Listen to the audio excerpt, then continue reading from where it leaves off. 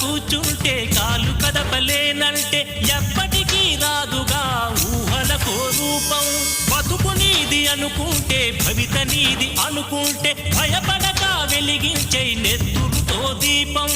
ఏ చీకటి ఆపునురా రేపటి ఉదయం, ఏ ఓటమి ఆపునురా రాగల విజయం.